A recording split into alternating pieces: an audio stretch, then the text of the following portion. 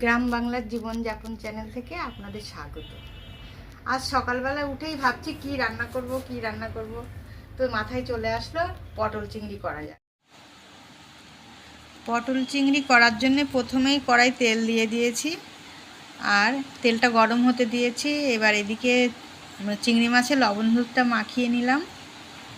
মাখিয়ে নিয়ে এবার আমি চিংড়ি মাছটা আগেই ভেজে নেব।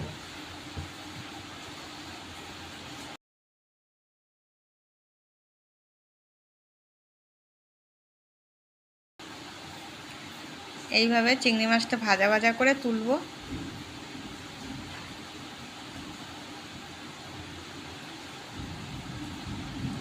চিংড়ি মাছ ভাজা হয়ে গেছে, এবার আমি পটল ভেজে নেব। আমি এই পটল চিংড়িটা খুব সাধারণভাবে রান্না করব, ঘরোয়া উপকরণ দিয়ে এই রান্নাটা হয়ে যাবে, কিন্তু খেতে কিন্তু খুব টেস্টি হয় এবং এই এক তরকারি দিয়েই ভাত খাওয়া হয়ে যায়। এবার পটলগুলো আমি একদম পুরো লাল লাল করে ভেজে নেব। পটলটা কিন্তু খুবই সুন্দর করে ভাজতে হবে। পটল একটুও কাঁচা থাকলে হবে না, পুরো গায়ে একটা কালা দাগ আসবে, সেইভাবে ভাজতে হবে। পটল চিংড়িতে পটল ভাজার উপরে অনেকটা নির্ভর করে সুন্দর হওয়াটা।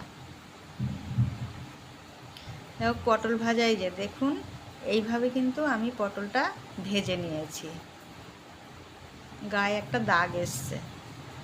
আচ্ছা, আবারও কড়াতে একটু তেল দিলাম, দিয়ে আলুগুলোও আমি ভেজে নিচ্ছি।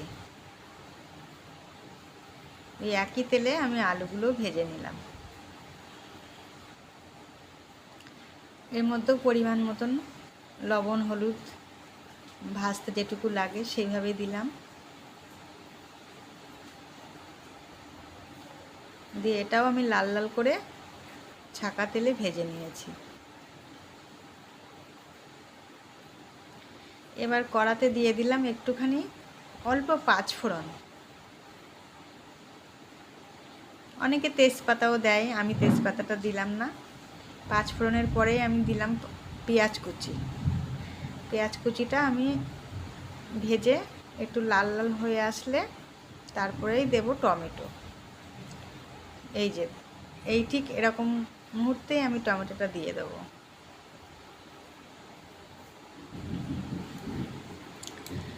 টমেটো দেওয়ার পরে টমেটোর উপরেই আমি একটু লবণ আর চিনি দিয়ে দিলাম।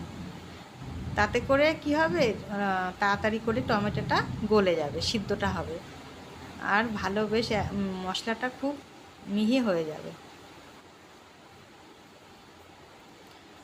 এবার বাকি মশলাটাও আমি দিয়ে দিলাম। এখানেই বাটা ছিল আদা, রসুন, জিরে, ধনে আর কাঁচা লঙ্কা, আর একটু কালারের জন্যে শুকনো লঙ্কার গুঁড়োও দিয়ে দিলাম, হলুদ দিয়ে দিলাম, পরিমাণ মতন লবণ দিয়ে দিলাম যেটুকু লাগবে তরকারিতে, সব একবারে দিয়ে সুন্দর করে আমি তেলের সাথে ভালো করে মশলা দিয়ে কষে নেব। কষা হয়ে গেছে, আমার কমপ্লিট হয়ে গেছে। এই কষার মধ্যেই আমি চিংড়ি মাছটা ঢেলে দিচ্ছি। এবার এই মশলার সাথে আমি চিংড়ি মাছটাও একটু কষে নেব। এবার কষার পরে এই যে আলু পটল ভাজা সব আমি দিয়ে দিলাম ওর মধ্যে, দিয়ে আমি ভালো করে কষবো, সুন্দর করে কষে নেব। এই পটল চিংড়িটা কষার কাছে অনেকটা নির্ভর করে ভালো হওয়া। এবার আমি অল্প পরিমাণে একটু জল দিয়ে ঢেকে ঢেকে এই পটল চিংড়িটা করব।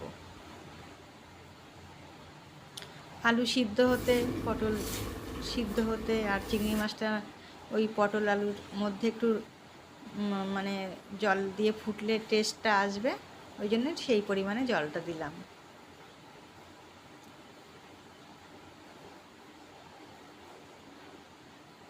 এই যে পটল চিংড়ি আমার রেডি হয়ে গেছে। এবার আমি লাস্টে একটু গরম মশলা ছড়িয়ে দিচ্ছি।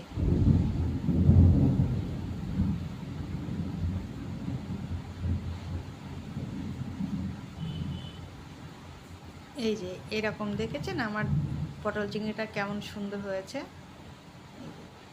আমি এইভাবেই নামাচ্ছি, না পাতলা ঝোল আর না খুব ঘন টাইট, এরকম অবস্থায় আমি পটল চিংড়িটা নামাচ্ছি।